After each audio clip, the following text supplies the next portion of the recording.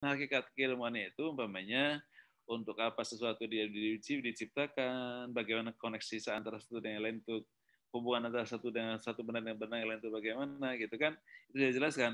Tapi kemudian habis itu di atas itu semuanya inilah aturan yang Allah siapkan gitu.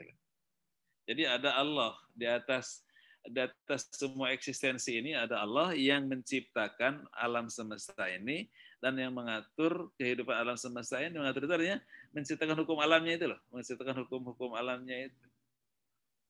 Kalau panas matahari nih, air dari laut menguap ke atas, kan itu kan, menguap ke langit, ke udara kan, di udara kemudian akan ada tumpukan hidrogen kan, nanti kena angin ya akan jadi hujan. Itu kan siklus fisika yang Allah atur demikian gitu loh.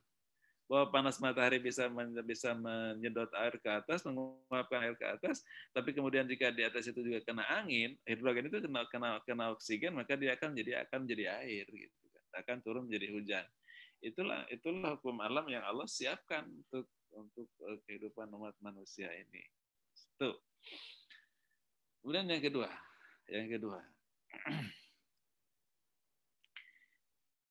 ilmu itu dalam Islam itu kan ada ilmu-ilmu yang basisnya wahyu, perennial knowledge. Saya sebut ilmu saja karena memang mereka nyebutnya ilmu, para ulama nyebutnya ilmu. Seperti fikih, mahwal fiqh, ulama fikih mengatakan al fiqh huwa al ilmu bil ahkam asyariyah al amaliyah al muqtadah dengan tafsilah kan itu. Itu ilmu, mereka mengatakan itu ilmu. Freud mengatakan itu bukan ilmu gitu lah, itu humaniora gitu lah. Tapi saya mengatakan bahwa itu adalah ilmu. Nah ilmu itu ada yang basisnya dari wahyu, Al-Quran dan As-Sunnah, itulah menjadi fikih, ilmu kalam, tasawuf, akhlak lah, akhlak. Tapi ada ilmu itu yang basisnya alam semesta. Dan alam semesta ini kan ciptaan Allah nih, ciptaan Allah. Ada hukum alam juga ciptaan Allah. Dan hukum alam itu ketika ditemukan oleh ilmuwan seperti umpamanya Isaac Newton ketemu hukum gravitasi kan, E sama dan MC kuadrat itu kan teorinya Einstein kalau tidak salah itu kan, itu kan bahwa gini, setiap benda yang dilempar ke atas dia akan jatuh ke bawah. Kenapa? Karena massa benda di bawah itu lebih besar daripada benda yang ditarik lempar ke atas. Maka spidol yang naik ke atas itu turun lagi ke bawah ke lantai. Kenapa? Karena massa lantai lebih tinggi daripada massa spidol. Nah, teori massa yang ditemukannya oleh Isaac Newton itu sebenarnya hukum alam yang Allah ciptakan pada benda-benda ini. Maka dengan demikian ilmu-ilmu itu nggak ada ilmu sekuler. Kenapa? Karena baik ilmu fisika, baik itu ilmu fisika, baik itu ilmu kimia, baik itu ilmu biologi, dia adalah reformulasi dari hukum Allah yang diciptakan untuk alam semesta. Sedangkan fikih, ilmu kalam dan tasawuf adalah reformulasi aturan-aturan agama yang Allah sampaikan dalam Al-Quran dan As-Sunnah, gitu kan? Al-Quran As-Sunnah menjadi fikih, menjadi ilmu kalam dan tasawuf, kemudian alam semesta menjadi fisika, kimia, biologi. Dua-dua itu Islam, Islamic Sciences. Jadi jangan katakan biologi bukan ilmu Islam, jangan bisa katakan. Kenapa? Karena yang menciptakan alam semesta juga Allah. Yang menciptakan hukumnya juga Allah, cuman aturan hukum biologinya itu ditemukan oleh ilmuwan. Teori-teorinya ditemukan oleh ilmuwan. Tapi itu semuanya dari Allah. Dengan demikian, ilmu Islam itu ada ilmu-ilmu yang kalau dalam konferensi dunia Islam tahun 77 ya di Jakarta sendiri RC waktu itu, dikatakan bahwa ilmu Islam itu sebenarnya ada dua, ada perennial knowledge, ada acquired knowledge. Perennial knowledge adalah ilmu yang Allah turunkan, yaitu dengan wahyu yang Al-Quran dan As-Sunnah, dan juga acquired knowledge, ilmu yang diperoleh didapatkan oleh para ilmuwan, itu yang dari hasil penelitian. dari hasil penelitian. Hasil penelitian itu akan menghasilkan ilmu. Ilmu itu juga ilmu Islam. Kenapa? Karena Allah yang menciptakan, cuman yang menemukan orang-orang yang tidak beragama Islam, Isaac Newton, Einstein, Archimedes, itu kan orang-orang yang tidak tahu Islam ya, sehingga kemudian dikatakan bahwa itu bukan ilmu Islam, itu sebenarnya ilmu Islam, cuman yang menemukan orang-orang non-Muslim. Jelas Tristi ya? Jelas Prof. Jelas ya. Jadi ganjalan saya itu gini loh, Prof. Kenapa yang menemukan itu justru orang-orang yang non-Muslim? Kenapa bukan orang-orang Muslim, Prof? Yang menemukan pertama, kalau abad ke-8, 9, 10, itu orang-orang Islam. Itulah yang kemarin saya katakan, ada 6 disiplin ilmu, cabang ilmu, yang berkembang pada zaman klasik, abad 8, 9, dan 10. Ya. Ada astronomi, ada fisika, ada kimia, kemudian ada kedokteran, ada geografi, kemudian kalau tidak ada satu lagi matematik ya, algebra. Jadi ada sekitar 6 disiplin ilmu. Itu penemunya orang-orang Islam. Tapi kemudian ilmu tadi itu berkembang di Eropa abad ke-11, 12, 13, 14. Yang nanti muncullah abad 15 Isaac Newton, setelah abad 16 itu nanti setelah mereka mendapatkan ilmu-ilmu yang tertransformasi dari dunia Islam. Yang sampai di kita kan sekarang bukan teorinya dari Ibnu Sina, bukan dari Ar-Razi, bukan dari Al-Farabi, tapi dari Isaac Newton, dari Einstein gitu kan. Kenapa? Karena nulisnya mereka gitu. Kira gitu. Clear ya? Bisa diteruskan dan ini ya? Iya, clear. Bisa diterusin? Bisa, Prof. Lalu kalau ada yang penasaran. Baik, kita lanjutkan. Jadi, misalnya tentang ontologi. Ontologi itu kan istilah yang biasanya familiar kita kenal dalam filsafat ya. Ontologi itu mempersoalkan hakikat keberadaan, kemudian dia biasanya penjelasan yang sistematis tentang hukum sebab akibat gitu.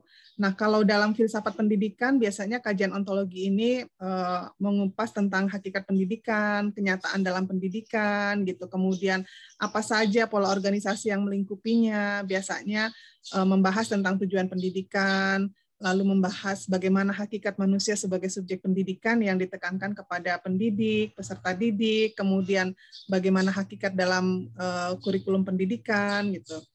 Nah, kemudian pendidikan itu sendiri ada 2 sudut pandang. Yang pertama adalah segi etimologi dan segi terminologi.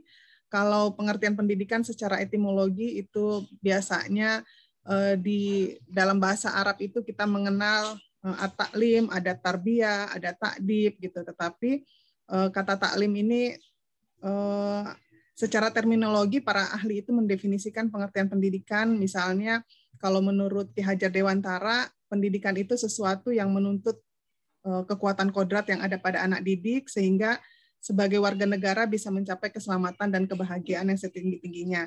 Nah, kalau John Dewey ini mendefinisikan pendidikan sebagai proses pembentukan kecakapan ya secara intelektual, emosional gitu ke arah alam dan sesama manusia. Nah, dalam Undang-Undang Sisdiknas sendiri itu kalau teman-teman pernah membaca itu di ketentuan umumnya itu disebutkan kalau pendidikan itu usaha sadar, terencana, mewujudkan suasana dan proses pembelajaran agar peserta didik ini secara aktif bisa mengembangkan potensi dirinya sehingga tujuan peserta didik ini bisa mendapatkan spiritual, keagamaan, pengendalian diri, kemudian berakhlak mulia, kemudian mempunyai keterampilan yang diperlukan untuk dirinya, masyarakat, bangsa, dan negara.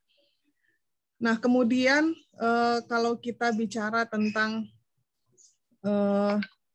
epistemologi pendidikan, jadi epistemologi itu berasal dari kata Yunani, episteme tulisannya, artinya adalah pengetahuan, kemudian logos itu artinya teori. Nah, jadi kalau kita bicara tentang epistemologi, itu secara etimologi artinya adalah teori pengetahuan. Kemudian epistemologi ini merupakan salah satu cabang filsafat ya. Dia mengkaji secara mendalam tentang asal-usul atau asal mula pengetahuan, struktur, metode, validitas pengetahuan gitu. Jadi epistemologi ini adalah salah satu disiplin ilmu yang sifatnya itu evaluatif, normatif, dan kritis. Nah, kalau kita kaitkan bagaimana epistemologi itu diterapkan pada kajian pendidikan, maka pembahasan epistemologi pendidikan itu biasanya meliputi seluk-beluk pengetahuan pendidikan. Kemudian dia membangun metode pendidikan, lalu ada unsur-unsur pendidikan, sasaran pendidikan, dan macam-macam pendidikan lainnya. Nah, kalau asal-usul pendidikan itu kan didasari suatu pemikiran bahwa ilmu itu milik Allah. Jadi menurut keyakinan yang kita anut, pendidikan itu berasal dari Allah. Jadi Allah itu sebagai pendidik yang pertama dan utama. Dalam surat Al-Fatihah ayat 2 dan Al-Baqarah ayat 3, ini menjadi satu landasan teologis ya, bahwa pendidik yang sesungguhnya itu adalah Allah, kemudian peserta didiknya adalah semua makhluk, kemudian pengetahuan yang dimiliki oleh manusia itu hanyalah pemberian dari Allah. Nah, baik secara langsung maupun melalui proses yang dialaminya. Nah, jadi dalam pendidikan, manusia itu bukan menjadi salah satu atau asal-usul pertama dalam pendidikan, manusia itu hanyalah merumuskan teori-teori pendidikan dengan berbekal kepada Al-Quran dan Sunnah. Nah, kalau untuk menetapkan sumber pendidikan, ada beberapa pendapat ya. Misalnya ada yang mengatakan, misalnya dalam buku Samsun Nizar, dia membagi sumber pendidikan menjadi dua macam. Yang pertama sumber ilahi, dia meliputi Al-Quran, hadis, kemudian alam semesta ini merupakan ayat kauniyah yang perlu ditafsirkan kembali. Lalu Al-Quran itu adalah kalam Allah yang diwahyukan kepada Nabi Muhammad bagi seluruh umat manusia. Jadi di dalam Al-Quran itu kan petunjuk yang lengkap, pedoman bagi kita sebagai umat Islam. Kemudian di dalam Al-Quran itu mencakup berbagai macam ilmu pengetahuan ada sesungguhnya dalam Al-Quran ya. Jadi kalau kemarin kita membahas tentang sejarah atau sains dalam Islam, itu kurang lebih disebutkan sekitar 700-an tentang sains gitu. Jadi di dalam Al-Quran itu sudah sangat lengkap gitu ya, pendidikan yang sangat lengkap gitu. Nah kemudian sedangkan Al-Hadis ini segala sesuatu yang bersumber atau disandarkan kepada Nabi Muhammad, baik itu perkataan, perbuatan, maupun ketetapan gitu ya, sehingga posisi hadis ini adalah petunjuk kedua setelah Al-Quran. Nah, kemudian kalau kita mengurai ajaran pendidikan Islam, itu tentu saja memerlukan metode ya, metode epistemologi pendidikan. Melalui epistemologi pendidikan, metode yang digunakan itu memperoleh pengetahuan tentang pendidikan. Kemudian dia memproses pengetahuan, lalu berdasarkan inspirasi yang terkandung dalam Al-Quran dan hadis, serta pengalaman ilmuwan muslim, bisa disimpulkan ada 5 macam metode untuk membangun pengetahuan tentang pendidikan. Nah, misalnya ada metode rasional, ada metode intuitif, ada metode dialogis, ada metode komparatif, lalu ada metode kritik. Kemudian kalau bicara tentang secara epistemologis, kebenaran pendidikan itu bisa menunjukkan output ya, jadi hasil dari seluruh rangkaian penyelenggaraan pendidikan, itu bisa berupa kecerdasan intelektual, lalu ada kecerdasan emosional, kecerdasan spiritual. Nah, kebenaran pendidikan ini bisa diukur menurut standar keilmuan, misalnya bentuk, kebenaran bentuk, lalu ada kebenaran materi. Jadi pendidikannya itu kalau dia sudah ada bentuk dan materi yang terpadu, maka pendidikan itu bisa dikatakan benar adanya. Nah, kebenaran bentuk ini bisa diukur dengan keberhasilan dalam menyelesaikan jenjang pendidikan. Kemudian kalau kebenaran materi ini bisa diukur dengan sejauh mana dalam diri seseorang itu tumbuh potensi ilmu pengetahuan sehingga membentuk watak dan sikap ilmiah. Kemudian kita mengenal tadi ada aksiologi pendidikan. Jadi aksiologi ini sebenarnya salah satu cabang filsafat, dia kajiannya itu tentang asas, tentang tujuan pemanfaatan pengetahuan gitu. kemudian menyelidiki hakikat nilai, jika dipandang dari sudut pandang kefilsafatan. Nah, kalau kita kaitkan dengan penerapan ilmu pendidikan, diperlukan etika profetik, yaitu etika yang dikembangkan atas dasar-dasar ilahiyat, nilai ilahiyat, bagi pengembang dan penerapan ilmu pendidikan. Suara saya agak flashback, apakah ada yang masih mungkin di mute ya, yang lain di mute. Baik, nilai-nilai dalam pendidikan ini merupakan hasil edukasi atau hasil deduksi dari sumber pendidikan, yaitu Al-Quran, Sunnah, gitu ya. Nah, kemudian kalau kita melihat dalam Al-Quran itu disebutkan dalam surat Az-Zariyat ayat 56, yang artinya, aku tidak menciptakan jin dan manusia, melainkan supaya mereka mengabdi kepadaku. Nah, jadi ilmu pendidikan ini agar dikembangkan sebagai media untuk berbuat baik kepada semua pihak ya. Hal ini dikarenakan bahwa Allah telah berbuat baik kepada manusia gitu. Jadi kita harus kalau kita berpendidikan maka kita harus mengimplementasikannya dengan lebih baik gitu ya dalam keseharian kita, dalam hubungan kita kepada sesama manusia, hubungan kita kepada Allah maupun hubungan kita kepada alam gitu. Nah, ilmu pendidikan ini ditujukan untuk masa depan yang lebih baik gitu, karena kalau mendidik itu artinya menyiapkan generasi yang hidup menghadapi tantangan masa depan yang berbeda dengan periode sebelumnya. Jadi apa yang generasi kami hadapi saat ini mungkin berbeda dengan apa yang akan kalian hadapi di masa mendatang gitu ya. Jadi ilmu pengetahuan itu selalu berkembang karena kita menyiapkan generasi yang akan datang itu bisa lebih baik lagi. Kemudian sebenarnya banyak kutipan-kutipan ayat Al-Quran ya. Jadi kesimpulannya pendidikan itu adalah usaha yang sadar yang kita lakukan gitu ya, sehingga peserta didik ini bisa terbimbing gitu ya, bisa mengembangkan potensi dirinya, bisa mengembangkan kepribadiannya gitu ya, kemudian meningkatkan kemampuan dasar peserta didik sehingga memiliki kepribadian yang luhur, bisa berakhlak mulia, kemudian mempunyai daya pikir atau kecerdasan yang lebih tinggi gitu ya, tentu saja melalui bimbingan dan latihan, karena kalau kita belajar sendiri itu berbeda ya dengan misalnya dibimbing oleh dosen gitu. Kalau sebetulnya bisa saja belajar sendiri, tapi biasanya outputnya atau inputnya juga akan berbeda. Nah, jadi perlu pembimbingan dan latihan, kemudian harus mengacu kepada nilai-nilai ajaran yang tertera dalam Al-Quran dan Sunnah. Apalagi kita di Tarbiyah, di UIN Syarif Hidayatullah, Jakarta, maka segala sesuatu kita sandarkan kepada Al-Quran dan hadis.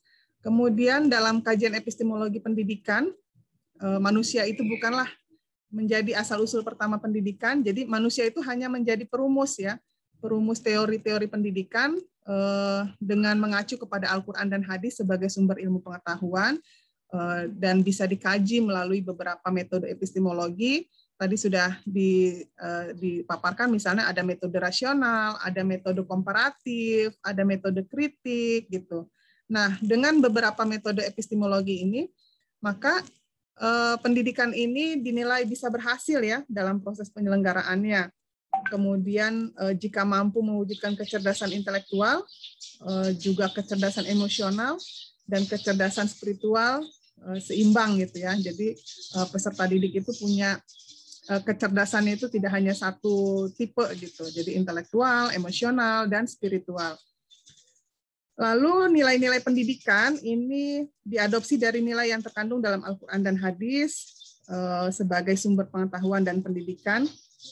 Karena melalui nilai-nilai pendidikan ini, misalnya ada nilai ibadah, nilai ihsan, nilai masa depan, nilai rahmat, kemudian nilai amanah dan nilai dakwah, maka pendidikan ini bisa mengembangkan potensi atau fitrah diri manusia dari peserta didik seoptimal mungkin, semaksimal mungkin berdasarkan norma-norma agama. Baik teman-teman, ada yang ingin menyampaikan pendapatnya?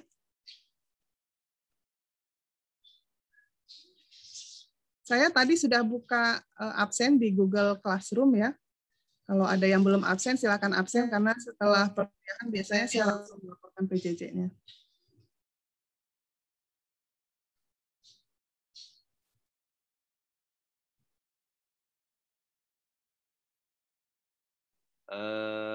Archimedes, dia akan mencoba merumuskan hukum berjenisnya. Dia ambil batu, dia ambil air, kemudian lempar batu, itu kemudian berkali-kali dan berulang-ulang, kemudian ambil juga kayu, diambil juga apa, sehingga kemudian ada komparasi beberapa benda ya yang berbeda-beda. Nah, proses-proses itulah disebut dengan epistemologi. Proses-proses itulah disebut dengan epistemologi. Nah, terus sekarang ini, kalau umpamanya ingin kita menemukan sebuah teori, kan? Betulkah mahasiswa yang berasrama di sekitar kampus itu berprestasi lebih daripada yang mahasiswa yang pulang pergi, gitu kan? Sehingga nanti teorinya akan dikatakan bahwa berasrama di sekitar kampus itu akan menghasilkan teori yang lebih baik, akan menghasilkan prestasi akademik yang lebih daripada yang pulang pergi. Itu teori kan? Lalu kemudian untuk itu saudara ambil mahasiswa yang berasrama di sekitar kampus, yang nyewa, yang kos, yang kemudian yang masuk di ASPI atau ASPA, semuanya digabung, lalu kita kumpulkan berapa IP-nya masing-masing pada setiap semester, ambil juga berapa mahasiswa sejumlah yang sama yang mereka pulang pergi, gitu. Diambil juga IP-nya, dibandingkan, di-compare, apakah IP yang satu lebih tinggi daripada IP yang lain, gitu kan. Ketika ternyata bahwa yang tinggal di asrama itu lebih baik IP-nya, maka kemudian bisa disimpulkan bahwa berasrama itu akan menghasilkan prestasi akademik yang lebih daripada yang tidak berasrama. Nah, proses-proses itulah epistemologi. Secara resminya itu ya, proses-proses itulah epistemologi. Jadi epistemologi itu proses bagaimana sebuah teori itu dirumuskan berdasarkan eksperimen kah, atau berdasarkan ekspos fakta kah, atau berdasarkan kepada data wawancara kah, atau kira-kira seperti itu. Itu tentang epistemologi. Kemudian pertanyaan yang berikutnya, di mana wilayah Islam pada struktur keilmuan, Prof? Wilayah Islam dalam struktur keilmuan, ini ilmu itu tadi sudah saya katakan bahwa ilmu itu ada yang Allah itu punya wahyu itu ada yang dikatakan atau yang disebut dengan wahyu al-matlu, yaitu wahyu yang al-matlu itu yang dibaca, yaitu dalam Al-Qur'an ya. Wahyu yang memang dibaca, tapi kemudian juga ada yang dibaca, ada yang memang wahyu yang diciptakan gitu. Tidak dibacakan tapi diciptakan, itu alam semesta gitu kan. Di alam semesta juga adalah wahyu, Al-Quran juga adalah wahyu. Dari Al-Quran itu muncul ilmu fikih, ilmu kalam, filsafat, dan tasawuf. Dari alam semesta muncul fisika, kimia, biologi.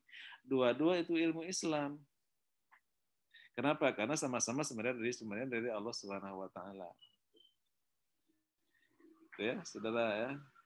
Saudara Rizky. Jadi struktur ilmu Islam itu bahwa ilmu itu semuanya adalah dari Allah, cuman yang dari alam ada yang dari Al-Qur'an dan As-Sunnah, dan juga dari alam semesta ini. Dan itu semuanya adalah ilmu Islam. Nah, kalau ilmu Islam maka kemudian aksiologinya harus kemudian didedikasikan kepada Allah. Didedikasikan kepada Allah. Nanti saudara akan jadi guru kan punya ilmu tuh. Punya ilmu bisa saudara ajarkan kepada para siswa-siswa Anda. Maka ilmu itu dedikasikanlah kepada Allah. Siapapun nanti akan jadi ahli fisikawan, kemudian jadi apa menciptakan apa hasil karyanya, dedikasikanlah kepada Allah melalui untuk umat manusia. Itulah kira-kira pesan moralnya dari struktur keilmuan Islam itu. Oke, saya kira itu ya. Ada lagi pertanyaan dari sudah selesai saya baca nih. Sudah saya baca nih dari chatting saudara, dan saya kira udah terjawab lah. Iya. Ada pertanyaan lagi nggak? Ada chat yang nggak belum dijawab nggak sih? Ini coba lihat lagi. Sudah terjawab semua, Prof, yang di chat. Oke. Oke, kira gitu mungkin nanti biar ketua di kelas biar lebih enak kalau di kelas ini ya. Ini kan kelihatan Iya, Prof. kurang ekspresif gitu di Zoom. Di Zoom ini kurang ekspresif. Tapi dipahami ya oleh saudara-saudara ya. Insya Allah bisa. Paham ya? Rehan Putra paham? Paham, Pak. Sedikit, Pak. Paham, Pak. Bagus lah kalau gitu ya. Ya, kalau paham nanti kamu ya sampaikan tuh makalah saya kepada teman-teman yang lain. supaya nanti kelihatan lebih pengetahuan Anda lebih bisa berkembang dengan baik. Kalau begitu dari saya gitu, karena aturan-aturan yang terjadi pada kehidupan manusia itu juga adalah Allah yang menciptakan gitu. Dia ada rasa cinta, rasa benci, itu semuanya adalah memang ciptaan yang Allah ciptakan, semuanya itu positif gitu. Yang semuanya itu pasti positif.